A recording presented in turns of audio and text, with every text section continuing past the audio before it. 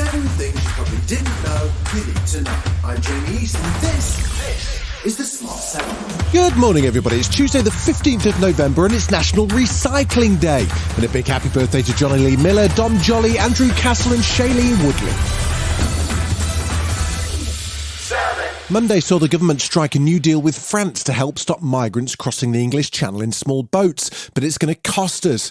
Under the new plan, the UK will pay France an extra £8 million a year to increase surveillance on French beaches, while also allowing UK police officers to observe patrols within France. The Home Secretary, Suella Braverman, spoke about her plans to significantly reduce the number of people crossing the Channel and praised the new multidimensional approach.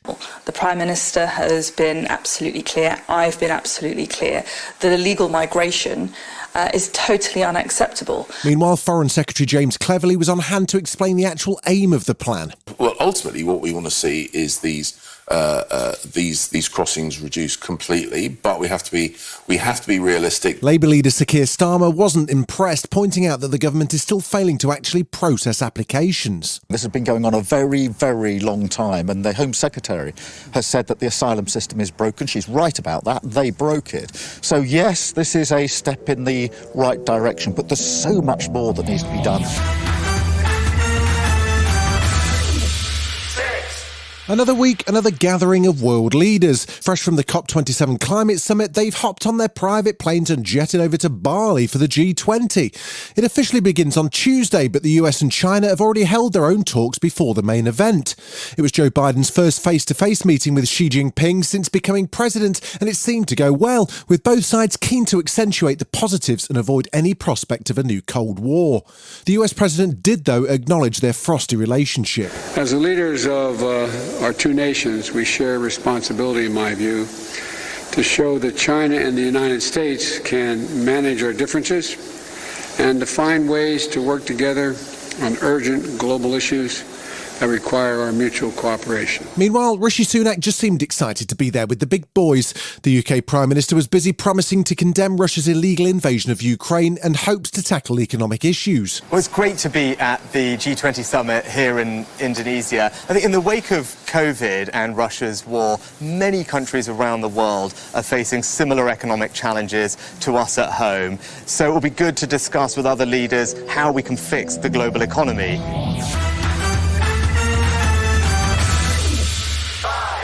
Celebrations have been continuing in the Ukrainian city of Kherson following Russia's retreat and the arrival of Ukrainian forces.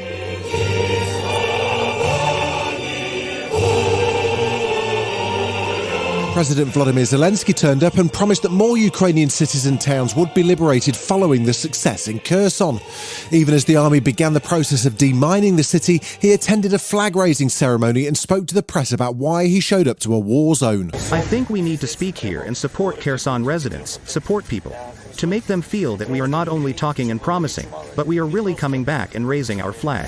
Russian President Putin has cancelled his annual press conference, and former Russian MP Mikhail Kazyanov says it's already the beginning of the end of the war, but he fears Vladimir Putin won't give up easily. Putin is losing the war, and I think in a few months that will be the final act, but it is clear that Mr. Putin doesn't want to stop.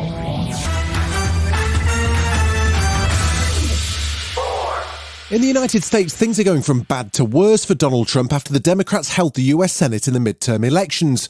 Many of his candidates failed to get elected, and the Republican Party isn't happy, with criticism flowing in thick and fast for the former US president. There's also a looming row in the Senate as Minority Leader Mitch McConnell has also come under fire. And now, former Vice President Mike Pence has added rarely heard criticism of his former boss, who put his life in danger on January the 6th in an exclusive ABC interview. It angered me. But I turned to my daughter, who was standing nearby, and I said, it doesn't take courage to break the law. It takes courage to uphold the law. I mean, the president's words were reckless. It was clear he decided to be part of the problem. Still to come on the Smart 7, there's Ronaldo-shaped trouble at Man United and Harrison Ford's back in the saddle. Right after this. Welcome back. 3, There's a huge row going on at Man United, and it's largely because of Piers Morgan. The Arsenal supporting incredible sulk has an exclusive interview with Ronaldo on Wednesday and Thursday on his Talk TV show. In the clips already leaked, the Portuguese striker says he feels betrayed by United and that they're trying to push him out. He's been trying to secure a transfer and is currently paid £500,000 a week for not very much work. He told Piers about life at Old Trafford and says he doesn't respect the manager Erik ten Hag. I don't know what's going on, but since Sir Alex Ferguson left, I saw not evolution in the club. The progress was zero. The stars all turned out for the MTV Europe Music Awards in Dusseldorf, with Taylor Swift leading the way. The megastar took home 4 of the 6 gongs she was up for: Best Artist, Best Video, Best Pop and Best Long-Form Video. Meanwhile, Sam Ryder was just happy to be there, but he was slightly worried about getting home.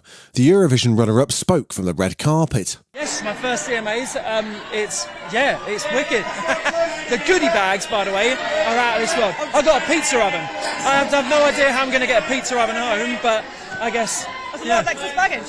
Yeah, but the thing is, everyone's got a pizza oven. So in London Heathrow tomorrow, there's going to be tons of pizza ovens coming through on the conveyor belt. I can't wait to see it. It looks like cowboy mania isn't going away anytime soon, with Harrison Ford joining the Yellowstone universe in a new series called 1923. Taylor Sheridan's contemporary Cowboy Series has been hugely popular, and so inevitably there's a spin-off or a prequel or, well, whatever you want to call it. It's chock full of all the lassoing, moonshining and pistol shooting you could possibly want, so fill your boots. Harrison Ford and Helen Mirren star, and it's arriving on the 19th of December on Paramount+, so saddle up, cowboy. Violence has always haunted this family. It followed us from the Scottish Highlands and the slums of Dublin. And it followed us here.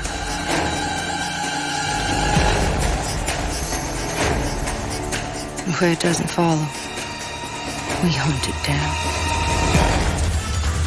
This has been The Smart 7. Wherever you're listening, do us a favour and hit the follow button. We'll be back tomorrow at 7 a.m. Have a great day. Written, produced and published by Daft Doris.